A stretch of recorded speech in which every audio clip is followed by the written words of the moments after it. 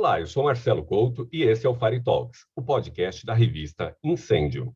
O tema de hoje é a celebração dos 130 anos do Corpo de Bombeiros Voluntários de Joinville, em Santa Catarina. A instituição foi fundada em 13 de julho de 1892 e continua tendo papel social de destaque até os dias de hoje. Atualmente, o CBVJ soma um contingente de 1.700 pessoas, entre bombeiros, bombeiros mirins, banda, brigadistas, atendentes, socorristas e técnicos administrativos, dos quais 90% são voluntários. A corporação conta com 9 unidades operacionais instaladas em pontos estratégicos do município. Somente no ano passado, foram registradas 9.753 ocorrências. A gestão é feita pela Associação Corpo de Bombeiros Voluntários de Joinville, cujo diretor é justamente o Matheus Cadorim, nosso convidado de hoje. Matheus, muito obrigado por aceitar o nosso convite. A gente que agradece. Nós somos aqui leitores assíduos da revista e a gente admira muito e se inspira muito nas histórias que vocês publicam, então é um prazer para a gente poder também fazer parte dessa história. Por falar em história, esse é o tema da nossa conversa de hoje, os 130 anos do CBVJ. A que se deve tamanha longevidade? Nós somos a instituição voluntária em atividade mais antiga do Brasil, né? São 130 anos agora em julho, serviços ininterruptos, 24 horas por dia, são nem guerras, né, mundiais, nem pandemia, nada disso interrompeu os trabalhos dos bombeiros voluntários. A longevidade dela se deve a alguns fatores. Os principais, com certeza, são aqueles que a gente carrega até hoje conosco. O propósito do nascimento da instituição foi muito forte, né? Foi a união de pessoas e cidadãos que resolveram tomar as rédeas de um problema sério que acontecia na vida deles, que eram as questões dos incêndios há mais de um século atrás. Você deve imaginar a quantidade de construções feitas de material altamente combustível, madeira, palha, enfim, e que ceifavam não só o patrimônio, mas muitas vidas. E desde aquela época não havia um apoio forte, firme do poder público para ajudá-los, né? Então eles se juntaram em algumas pessoas, alguns visionários, né, imigrantes alemães. Isso também é uma característica aqui da formação da corporação.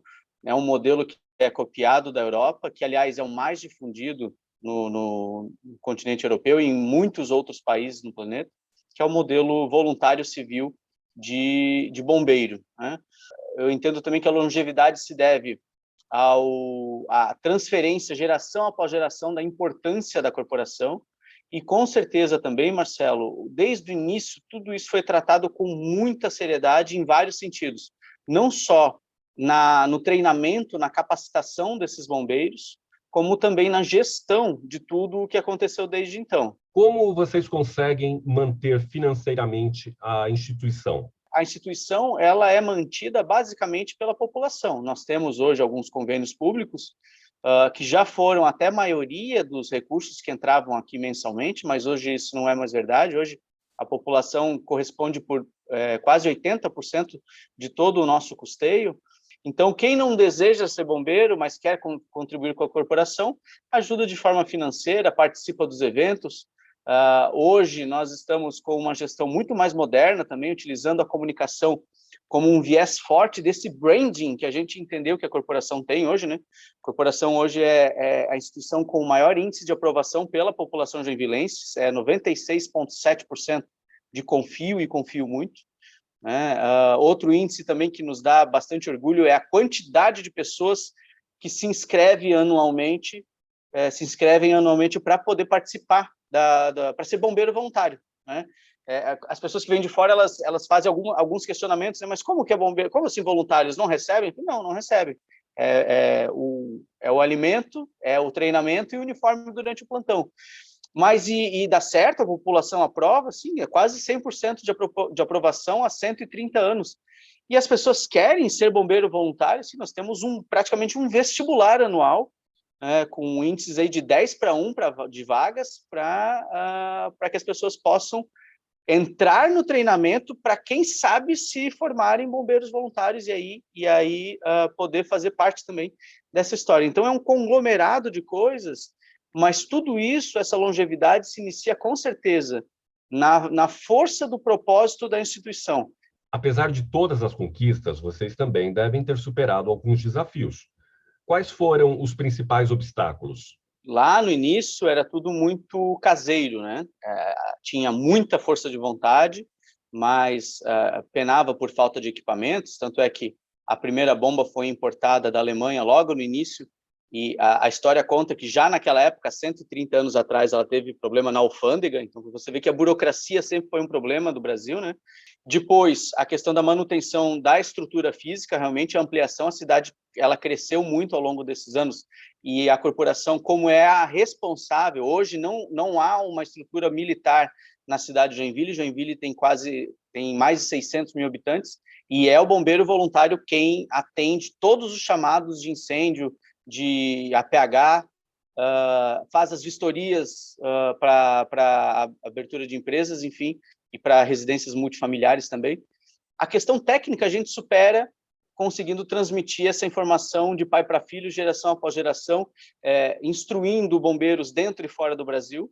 Mas a questão grande mesmo, o problema nosso sempre foi a busca por recursos financeiros, porque vocês sabem que a atividade de bombeiro não é uma atividade barata. Então, cada vez que é acionado a nossa corporação, a gente tem que buscar cada vez mais recursos, diversificando, inclusive, a matriz econômica, que é um dos grandes pontos que a gente tem feito hoje. Mas, antes disso, tem umas dificuldades históricas também. Por exemplo, eu citei a Segunda Guerra, teve um período em que foi proibido falar alemão no Brasil, né? E nós temos, inclusive, as nossas atas, desde a ata de fundação, em 13 de julho de 1892, até meados ali de 1938, é tudo em alemão. As ordens eram dadas em alemão. E aí vem um intervencionista aqui, porque vieram vários ao sul do Brasil para impedir que fosse falado italiano, alemão, enfim. E esse representante, em determinado momento, percebendo a dificuldade que as equipes estavam tendo, foi permitido legalmente, por escrito, que o alemão continuasse sendo falado na nossa corporação. E com relação hoje às dificuldades, que eu digo que são as dificuldades financeiras, a corporação percebeu que ela é uma causa, né? Ela não é um amontoado de gente que sai correndo quando tem um evento de incêndio ou um acidente.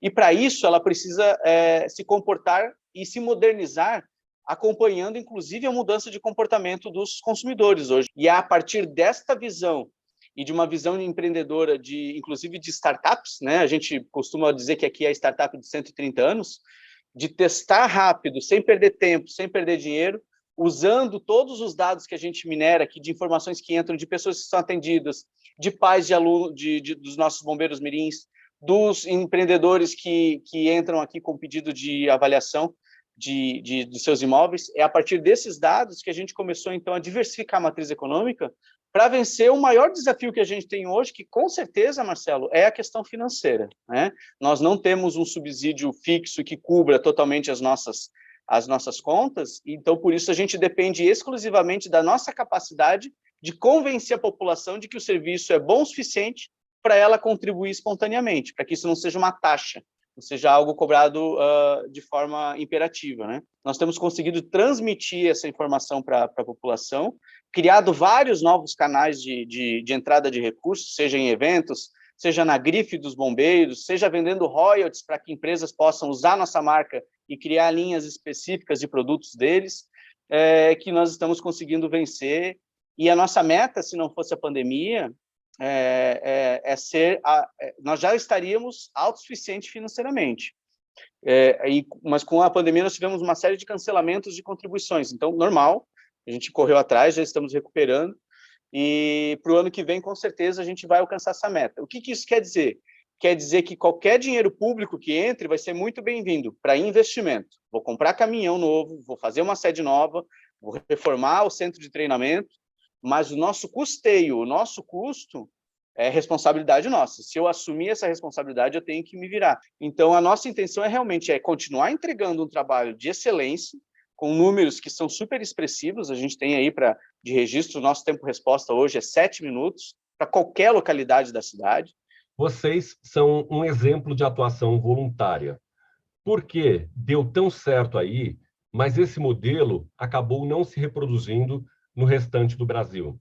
A primeira coisa, a gente tem que entender a questão cultural, né? Que esse é um modelo que foi trazido pelos imigrantes alemães e pela incidência que nós tivemos aqui, muito mais forte dessa imigração, nós tivemos uma facilidade maior de expandir esse modelo. Então, Santa Catarina hoje conta com 31 associações de bombeiros voluntários que atendem 50 municípios, tem algumas que atendem 2 municípios, estão bem na divisa, né?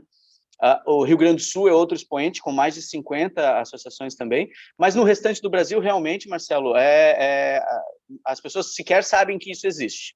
No Brasil, hoje, os dados mostram que mais de 80% dos municípios não tem nenhum tipo de estrutura de bombeiro, nem militar, nem civil, nem voluntária que seja. E é realmente importante que haja essa possibilidade de eles, ao menos, conhecerem que existe essa possibilidade de união entre as partes privada, acadêmica e pública para construir um modelo de bombeiro voluntário. O que limita, ainda hoje, a expansão desse modelo pelo país afora? Aí, mas as questões principais onde a gente vai esbarrar sempre é legislativa, e lá vem a questão da burocracia no Brasil desde sempre, né?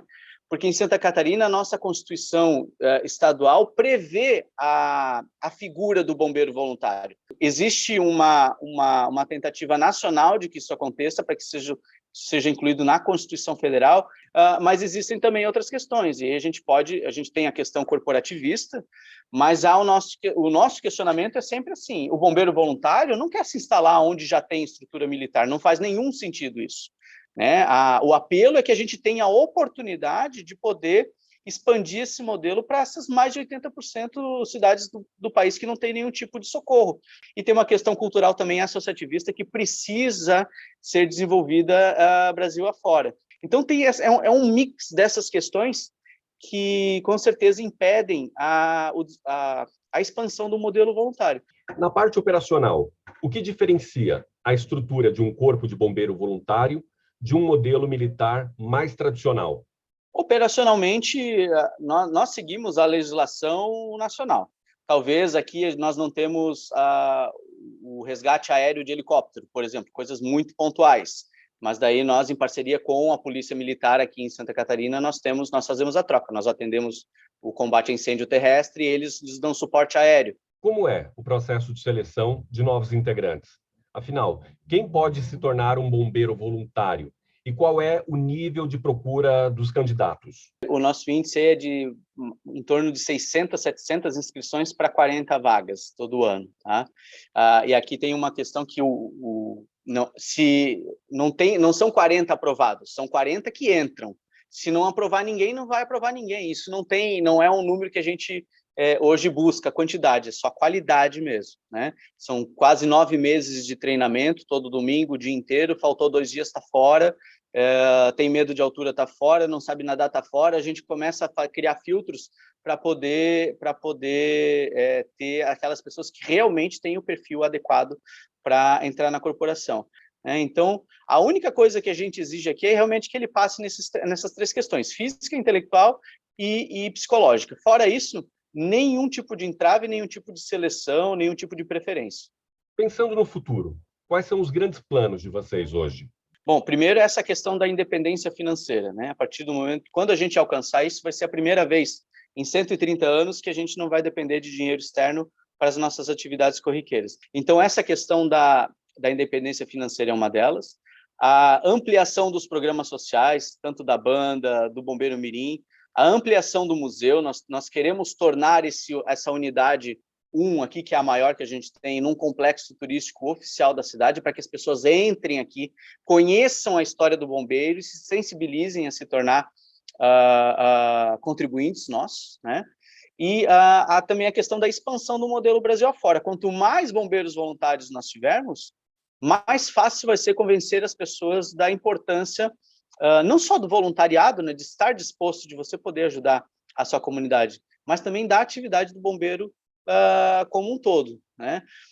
Então, essas são algumas das nossas premissas para os próximos anos, inclusive que a gente permaneça aqui por muitos séculos, né? O bombeiro, ele se mistura com a história da cidade, e não dá para contar a história de Joinville sem contar a história do bombeiro, e a ideia é a gente nunca mais sair daqui, né? Que a gente seja um modelo para o Brasil inteiro, referência em gestão, em voluntariado, em dedicação.